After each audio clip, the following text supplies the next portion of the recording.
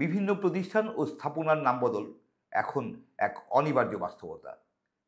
২৪-এর ৫ই আগস্টের ছাত্র জনতার অভ্যুত্থানের মধ্য দিয়ে যে বিশাল পট পরিবর্তন ঘটে গেছে তা আমাদেরকে নাম বদলের অনিবার্যতার মুখে দাঁড় করিয়ে দিয়েছে।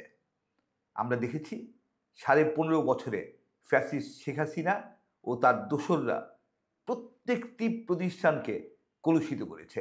তারা অজস্র প্রতিষ্ঠানের নামকরণ করেছে শেখ হাসিনার নিজের নামে, তার বাবা, মা, ভাই, ভাইয়ের স্ত্রী কিংবা দাদা দাদি থেকে শুরু করে তার আত্মীয় স্বজনদের নামে।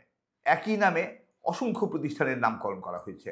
কেবল শেখ হাসিনাই না, সেই ফ্যাসিস্ট শাসনামলে যারা সংসদ সদস্য ছিলেন, প্রভাবশালী ব্যক্তি ছিলেন, তারা নিজ নামে রাষ্ট্রীয় বা সরকারি বিভিন্ন প্রতিষ্ঠানের বিভিন্ন স্থাপনার নামকরণ করেছেন নিজের নামে। বেসরকারি অনেক প্রতিষ্ঠানের নামকরণও তারা নিজের নামে করে নিয়েছেন অবৈধ প্রভাব খাটিয়ে।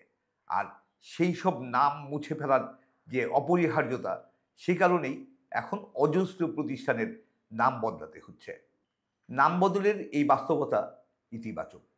আমরা মনে করি নাম পরিবর্তন করা অপরিহার্য হয়ে দাঁড়িয়েছে, কারণ যারা ফ্যাসিস্ট বা ফ্যাসিস্টের দোসর, তাদের নামে বাংলাদেশে কোনো ধরনের কোনো প্রতিষ্ঠানের নাম থাকতে পারে না। আর সে কারণেই এসব নাম পরিবর্তন করতে হবে। কিন্তু নাম পরিবর্তন করতে গিয়ে বেশ কিছু বিতর্কিত ব্যক্তির নামে নামকরণের প্রবণতাও আমরা দেখছি। আমরা দেখছি যারা আমাদের মহান মুক্তিযুদ্ধের সরাসরি বিরোধিতা করেছিলেন, এমন কিছু ব্যক্তির নামে প্রতিষ্ঠানের নামকরণের চেষ্টা করা হচ্ছে। আমরা দেখছি বাংলাদেশের অত্যন্ত বরেণ্য ব্যক্তিত্ব যারা, অসাধারণ কবি, শিল্পী, সাহিত্যিক বা বিজ্ঞানী, আমি দু একজনের নাম বলছি, কবি জীবনানন্দ দাশ কিংবা বিজ্ঞানী সত্যেন বোসের মতন অসাধারণ যে ব্যক্তিত্বদের আমরা গভীর শ্রদ্ধার সাথে স্মরণ করি সবসময়, তাদের নাম মুছে ফেলা হচ্ছে। এই ধরনের প্রবণতা অত্যন্ত দুঃখজনকই শুধু নয়, অত্যন্ত আপত্তিকর। আমরা মনে করি এই ধরনের কাজকে প্রতিহত করা উচিত। সরকারের হস্তক্ষেপে দ্রুত এই ধরনের যে কোনো চেষ্টাকে থামিয়ে দেওয়া উচিত। আমরা চাই এখন থেকে নামকরণ এমনভাবে করা হবে যাতে আর কখনোই নাম বদলের প্রয়োজন না হয়, নাম বদলের প্রশ্নই না আসে। সেইভাবেই প্রত্যেকটি প্রতিষ্ঠান বা স্থাপনার নামকরণ করতে হবে, কারণ নাম বদল করতে গেলে যে বিশাল আর্থিক ব্যয় আছে সেটাও আমাদের বিবেচনায় রাখতে হবে। নাম বদলাতে হয় সাইনবোর্ড, লোগো থেকে শুরু করে সব কিছুই সম্পূর্ণ নতুন করে ব্র্যান্ডিং করতে হয়, আর তাতে ব্যয় হয় বিপুল পরিমাণ টাকা। এত শত শত হাজার হাজার প্রতিষ্ঠানের নাম বদলের ভেতর দিয়ে ঠিক কত টাকা খরচ হবে বাংলাদেশের, সেটা আমরা জানি না। সেই হিসেব আসলে কেউ আজ পর্যন্ত করেনি।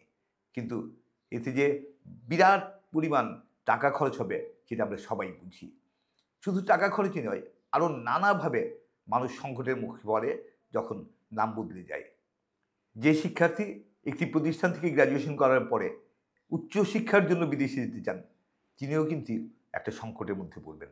কারণ তিনি বিদেশে যেখানে ভর্তির সুযোগ চেয়ে আবেদন করবেন, সেখানে তার যে সার্টিফিকেট পাঠাবেন, সেই সার্টিফিকেটের নাম আসলে এখন আর থাকছে না।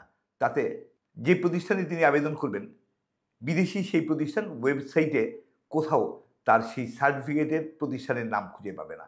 এতে অনেক শিক্ষার্থীকেই সংকটের মুখে পড়তে হতে পারে। এ ধরনের বিভিন্ন ক্ষেত্রেই অনেক সংকটের জন্ম নিতে পারে নাম বদলের কারণে। আর সে কারণেই আমাদের অনুরোধ, নামকরণের ক্ষেত্রে অত্যন্ত সতর্ক হন। এমন ধরনের নাম রাখুন যে নাম ভবিষ্যতে আর কখনোই বদলাতে হবে না। সবাইকে ধন্যবাদ।